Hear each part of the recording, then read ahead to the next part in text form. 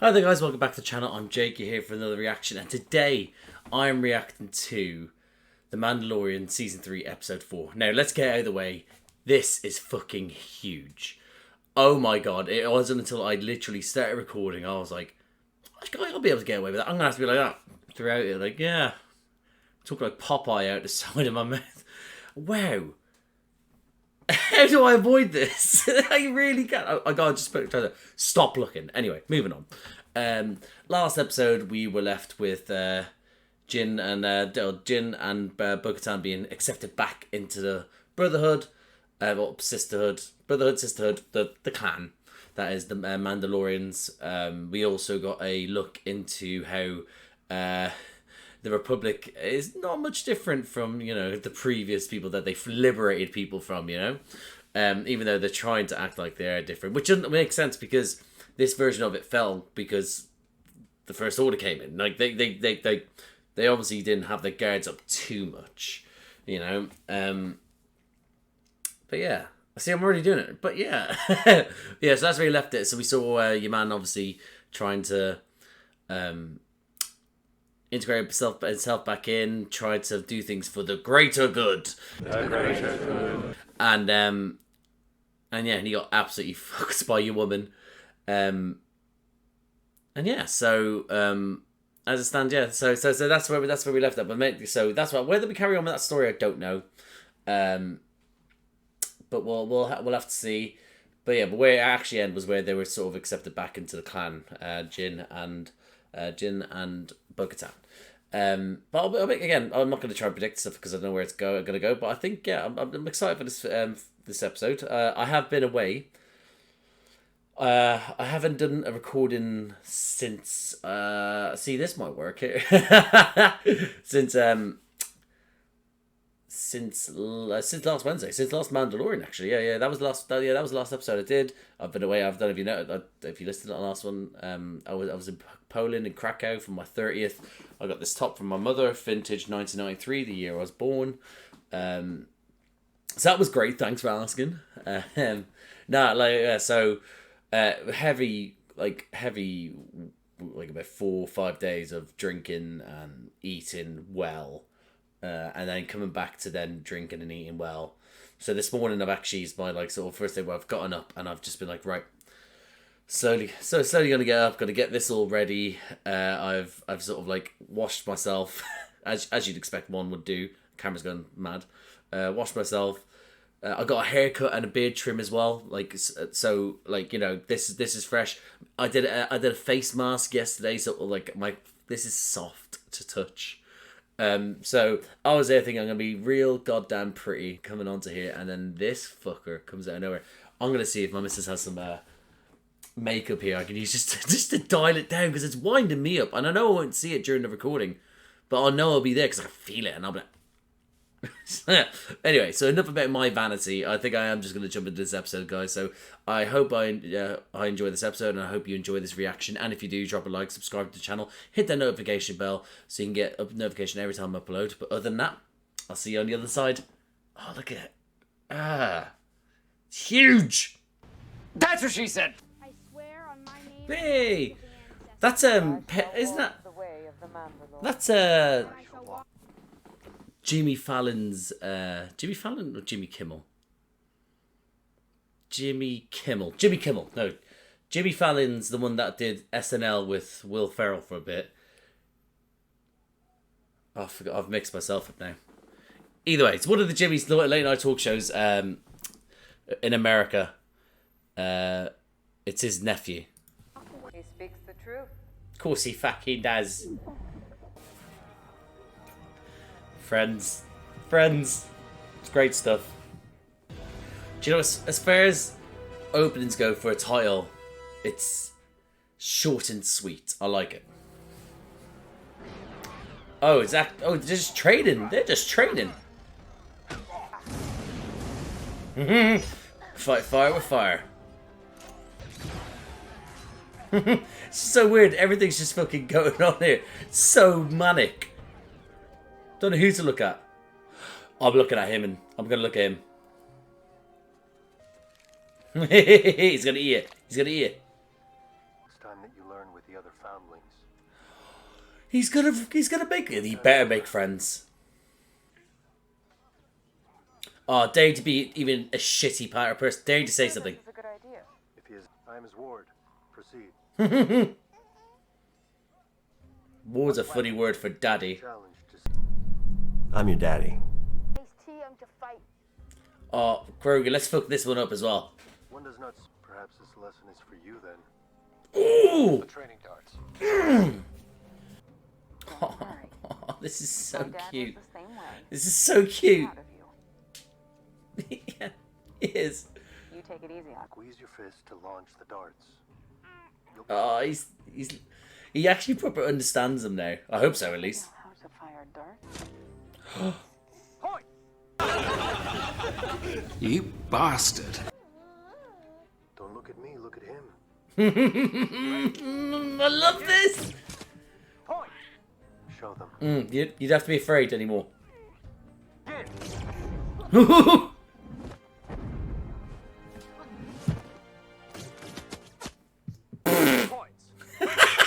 You got fucked up.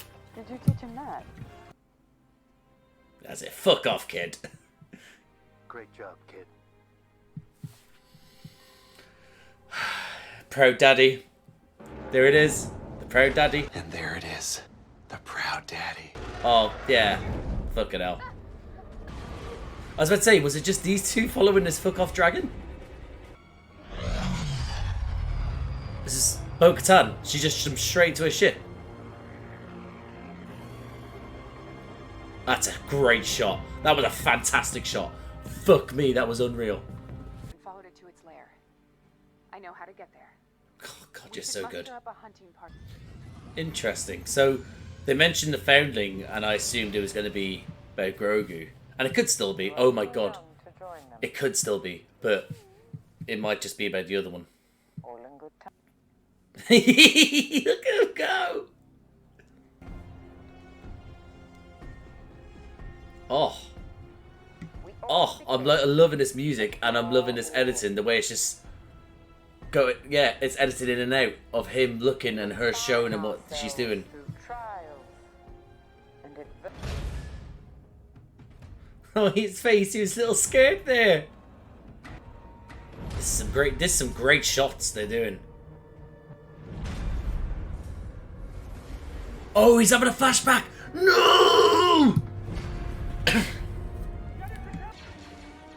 No! No! Everything's gonna be alright, kid. Okay, good. We have someone to help us. Yes, go on. Yes, that's it. Go on. Fuck him up. Go on, another one. Yeah, him. Let's keep going. Bye, bitch! That's what I'm talking about. The other ones are getting fucking destroyed, and he's just making mincemeat of these ones. It looks like I am getting my episode about the Foundling. So... Oh, okay, listen, I don't know where you are, but like... but my point is that... what was my point there? Yeah, right, okay. That was it. He's just led that ship into a train to escape. Now, I want them to survive and escape. But there's probably innocent people on that train, right? Just a thought hit my head.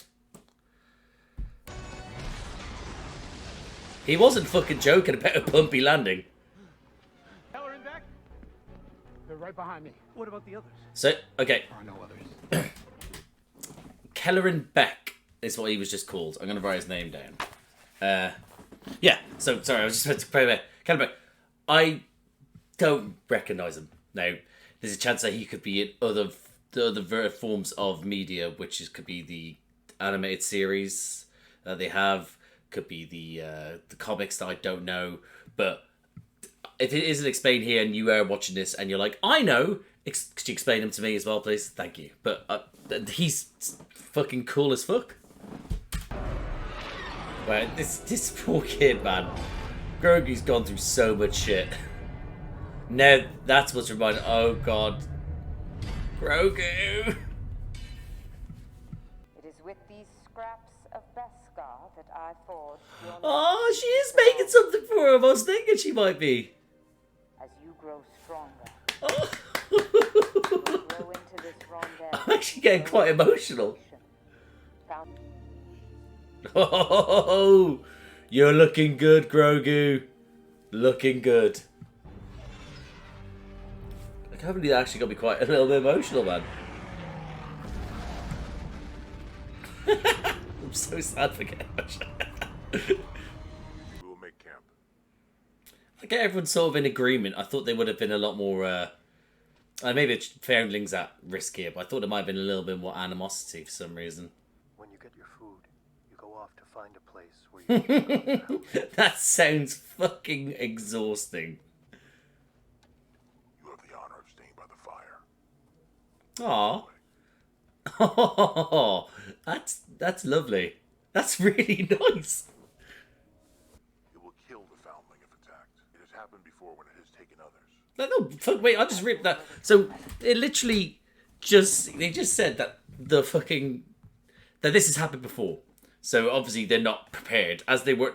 This place is not, habitable, in my opinion. If they're literally a fucking huge, gigantic gators in the water, they have to kill in the first episode, and now pterodactyl/dragon decides to come out, and it's taken these many before. This planet is not habitable in the first place. Get out, find somewhere else. Secondly, this dragon/pterodactyl is petty. For it to be like, they've just said that, oh, it's happened before when it feels attacked, it kills the child. So it's like so when it feels like it's about to get attacked, it's like, oh no, fuck you, you having him. They kill that kid. It's like, that's petty. That's a petty dragon/pterodactyl.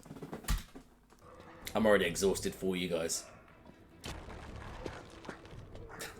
That's cool. That's good. It's also good to know that if you're falling, you could just fling that out. And worst comes to worst, you could use your jetpack. Is it going to be in the nest? That's what I need to know. Oh, it's got fucking past helmets on. Like, look at there. He's my son. Oh, God. Paz! No! Oh, no, Paz, you goddamn idiot! Oh, shit. She's not going to be happy about this. She's going to regurgitate. Oh, fuck! No! Yeah, let's kill these baby birds. Yeah! That escalated quickly. Get fucked. Yeah, punch, get an eye, go for the eye. Go for the eye! Yes! They're so cool. Mandalorians are so cool, man. Look at them. He's just got a knot. Ooh! Go on! That's it. Oh. Love it. That's it. I mean, they're gonna let it drown. Oh! Oh shit! That's the okay. Hold on. I just want to put it out there. That's the animal kingdom, right? Even on this alien planet. This is the animal kingdom. It's just been eaten by something bigger and badder. But now it's chicks, if you want to call them chicks. The three of them are going to die a slow and agonizing death because they have nothing to feed them. They haven't got the ability to fly yet. Those three bitches are going to die in that nest. Nope. Oh, this is the way. This is the way. I love them. Oh my god, that's how they do it. That is fantastic. I love that. I love that. Saving a foundling. This is the way. That's what I'm talking about, We baby. have brought you 3 more foundlings in need of care and training. Oh my god, no way they brought the birds back.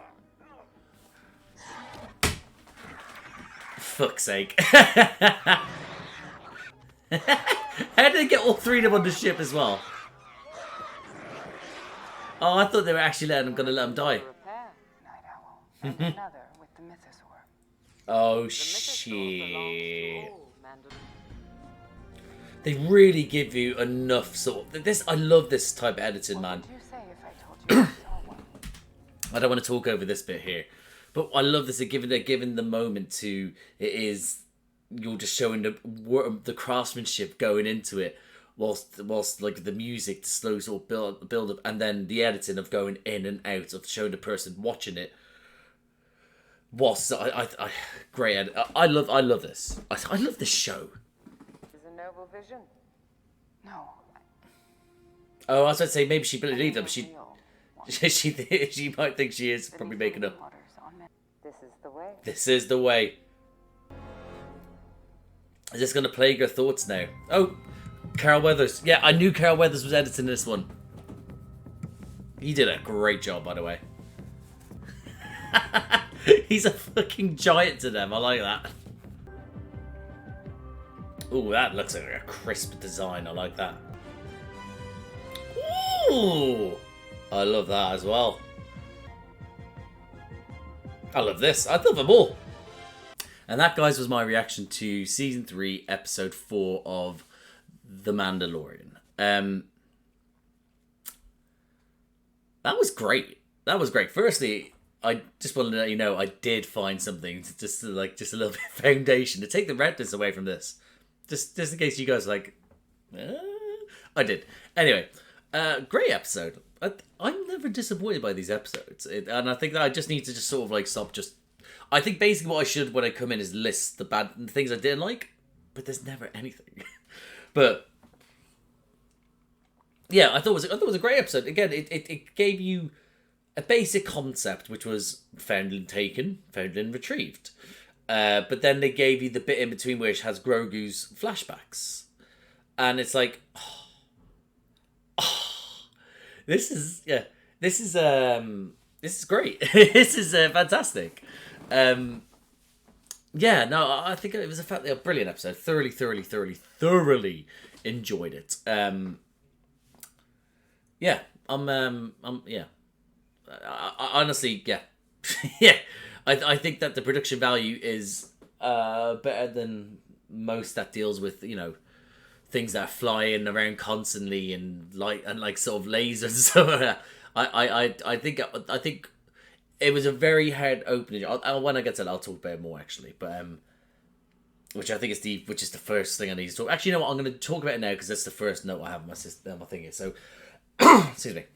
The opening where it has them in with the training, everyone training. Thought that was great. You didn't know who to keep an eye on, who to get there. It was great. It's going to show them that it shows how crowded it is. How they're all trying to sort of like still train to keep each other the best they could be, trying to rebuild. But again, I didn't know who to look at. But then at points, like I'm looking at them and I see these ones flying in out of nowhere. I'm looking at them and then I'm hearing like, yeah, I'm looking there. It was great. It was. I'd imagine that was their point to make it so sort of like, where am I actually going to look here? But yeah, quality stuff. Do you know what? There's a big truck outside that's going to make a lot of noise. Let me pause this quickly. I believe that it's now gone far away. It was a rubbish bin man, garbage man, as some people call them. Yeah. So I actually can't remember where I got up to. I think it was just the sort of the. Yeah, it was mainly about the training. I'm gonna guess that's what it was about. But yeah, no, I love the fact it was like overcrowded and you didn't know where to look, and yeah, it just it looked like they were trying to. Oh, camera's gone bitchy. Go on, come on, you can do it, buddy. You can do it. Just one more focus. No, you're still out of focus. It's like, are they? Oh, is it my eyes now? I can't remember. Anyway, so yeah, I feel like it felt like a rebuilding. That's what it did actually feel like a rebuilding, trying to get more foundlings in there to try and recreate the Mandalorian. Not recreate, but to regrow, I guess, the Mandalorians. So, which is great. The more the merrier, in my opinion. But we'll have to see how that goes, whether they decide to go there or if they try to all head back to Mandalore and try their best to live there again. Who knows? Yeah.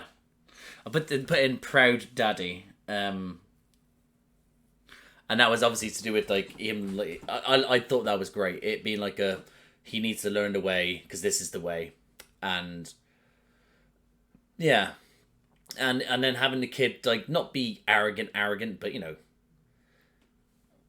yeah, yeah. but still be slightly arrogant. But to have him just be like, oh, I'm going to toy him, and then just having Jin just be, yeah, come on, I know what you can do. I believe in you, kid. And that's all he needed. He needed this father's belief. And then bam, bam. That double flip.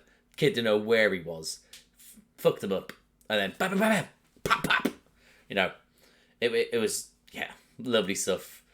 And for him, yeah, just, and that's what, and it's nice having Bo-Katan there, almost like, again, as that mothering figure. So you're getting obviously the daddy figure of Jin going like, I believe in you, kid. We need to do this. You know, okay, I need this, but you need to follow the way.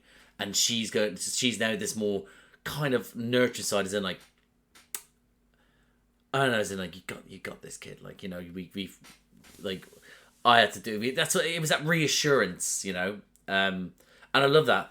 It looks like he's got two parents. Whether, you know, that comes to fruition, which I doubt. I don't think they would. If they did that, I don't know. I think I'd be, you know, okay with them two on the throne together, ruling Mandalore with Grogu, the Prince of Mandalore, that sort of thing. I'd be okay with it. Anyway, but moving on swiftly. That little dragon / pterodactyl. I think I'm going for Terra Dragon. Terra Dragon. There we go. Yeah, so that Terra Dragon come along taking the call. Obviously, it's Paz's child, but we don't find out. So, well, I know it's hinted at, but then it's official later on that it is his child. So I yeah. But the whole thing where it was the child taken, let's go after. I ran out of jet fuel. Now, again, I was there thinking like, where are they getting this fuel from as well? Like, so I don't know where if they have if they can actually make the fuel themselves.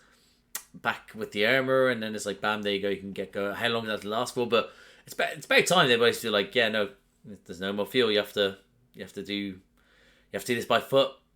But obviously, then that means they would have had to walk back as well, because it looked like Bo-Katan, obviously, where a ship found it, came back later on, and they're already there. So they would have traveled themselves. But Bo-Katan's smart, man. They all went on foot in their version of on foot, and she was just like, let me just get the ship over here. I'll be able to do this. So fucking solid. And again, it was able then to her be able to rise to the occasion, to be able to go, I can be this leader. I can be in this group. So yeah, so I thought that was great. Let's have a look here. Hold on. I need. Yeah. Yeah, the hunting party. Where was that sort of like decision of like, all right, okay, cool, we're gonna have to decide to do it by foot, or we'll bring the X amount of people. I'm a bit surprised also by the time we get to the end that I don't think any of them died, which is, you know, normally when you have them masked up, you'd be like, right, okay, we can kill that one to show that this thing means business, whilst also not having that emotional connection to that character because you don't see their face or hear their proper voice, and you know, that sort of thing. But yeah, so we didn't use that, but I like the whole sort of like, yeah, I'm gonna have to go. We're gonna have to scale the sides because this. I thought that was great. I'm gonna talk about it in this one now because they did it later on as well. The armor edit is fucking fantastic. I love it. I can't. I've seen it with loads of directors, and I love it. That sort of music and the sort of like editing. I love many forms of films and stuff like that, and editing. Like for example, I love a dialogue scene where it's literally just still. Like, that's what I love about Tarantino, is I can watch his films and I can just be like, and I'm so engrossed. It can keep to one camera shot for so long, or it doesn't, or sticks to a couple, and that's it. And that's what I love about him, and it's all about the dialogue. But then I actually really enjoy a funky fucking transition between shots with music, and the whole sort of like, with every hit, it's in like sort of, that with the hydraulic press, that just showing Grogu and then showing Grogu again a bit for lovely stuff. But then that, yeah, I love that sort of edit. Her explaining everything to this fucking cameraman. Come on. I could have to talk like this so this camera doesn't go out of focus. Anyway, yeah. So anyway, I'm just gonna have to talk like this. but obviously the stuff that the armor is saying is I'm taking a take. Armor is saying is like very important, and it's a teaching as well. But still, everything together, it's fucking badass, man. The flashback to Order 66 now. Again, I didn't expect to get it so soon. I think I remember something from the trailers, but I didn't expect to get it like, you know, it's episode. I say so soon. Episode 4. We're halfway through the season, so and this was a very short episode. It's about half an hour. So, shit, yeah, but it makes up for the fact that last week, I'm gonna say so. I love the fact that they don't really be like, each with these sort of shows, each episode has to be this long. It's down to the creativeness of the creative team to go like, what way is the best to structure the story without it like being too long. We'll have to try and find the best way of telling the story, and it just so happens to be this time. I love that. I think that's what we miss with these sort of network shows, and like that tempo. It has to be like, it has to be this amount, so we can get this much adverts in at this point and this point. Hate that. Let's go off this here. So again, the stuff for the flashback to Order 66, where it was again Manic showing all the Jedi's just sort of like getting dicked on. And it's like, come on, man. But then again, it makes sense. But then we got obviously then them going to ship, and then Keller and Beck. Now since then, in that time when the truck came and I had to pause, I was like, hold on, let me just have a wee look at Keller and Beck myself. Voiced by the bloke that does Jar Jar Binks. So, you know, and again, I rewatched the prequels recently, and did I like Jar Jar? But, you know, it's a role that was created, and the actor did the role then which he was given. But I think I was so oblivious to it, because when I watched it, I was younger. So I was just like, you know, this is grand. I didn't realise he was getting racially abused until I was just reading it whilst reports going there. I didn't know he was like it was really bad. Like, people will go after, if you don't like the character, voice to the character to, you know, George Lucas, you know. Why are you going for the actor? What's he done? He's just done the role that he was asked to do. A poor bastard, man. But I'm glad, because I also read up that he had a role since then where they were like, no, we want you to come back, and that's what this is that he was, from what I understand from our quick overview, was that he was purely he was like a master with a lightsaber, but he was just purely a teacher. He wasn't like sort of in between. He was just purely teaching all the Padawans. So I think that's a great thing that literally it was that they had to save Grogu. It was the leader, or firstly it was the guy who played Jar Jar Binks as well. Good for him. Well done. Proud of him. But after everything he's gone through. But then also it was the guy that it would be that the Empire would want to be trying to take out this person as well, because he can teach so many people. If he's able to get a lightsaber in his hand and a Padawan, he will train so many so that there will be a resistance. So it's great, and that it makes sense that when all of them come around, he was just like, you think, just like when the other ones were just getting slaughtered, he was just, it was pretty good. So yeah, so I actually hope we get to see more of him. I'd imagine we will get one more flashback at least to show the process of him handing off Grogu to someone. Whether Callerbeck does end up going, we'll have to see. But we'll just see, I guess. Okay, yeah. The whole scaling of the mountain as well looked exhausting. I've done bits of rock climbing before, but like, you know, the one inside ones, and it's like, oh yeah, this is fun. I know I'm going to have to go up to here. I can do it fast. Look how cool I am. But these, firstly, they had the things like so they were grand. Like, they had something to fall back on. But you know, these people that just do rock climbing in general, and I'm seeing them free climbing, it's like, this is something that happens, is that I see videos of people scaling those walls, like, and they get people scaling buildings and hanging off and like doing videos and stuff like that, and it makes me like, what are you doing? Why are you putting your life on the edge like that just for this, you fucking idiot? So, but when I hear people falling for their death because of this and do that, and it's those sort of same people that are doing those sort of stuff, and they're doing that. I'm like, what do you expect? What do you expect? It just gives like I've not got a height issue. If for example, if I get on somewhere tall, I'm alright. I can all that sort of. If I get on somewhere tall and I look down, I can get that sort of sense of, oh shit, we're high up. Like I'll get that feeling of like that. Best way to put it, that sort of feeling in your nuts. I don't know if people get this, but it's like a it's they jump up, and it's like oh yeah, it's like I'm ready for it. If I was to fall, I will die. So then it's my main thing, like don't fall. But when I see these people just literally just 2 fingers hanging off the edge of a fucking skyscraper, I'm just like, oh, it just gives me the heebie-jeebies, you know. Like to be that so close to death, to just be toying with it is like, oh. If for example, here's the thing, if there was a video of someone going, here's a video, look at this person hanging off the edge of this building, and I'm like, oh, show me that, or go, this person was hanging off the edge of a building and he falls off and dies, I think I'll watch the second one because I know the ending there.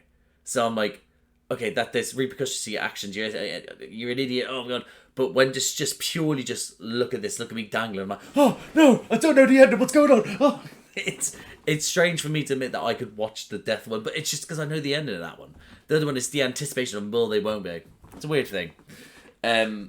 Did I just admit that I want to watch people die?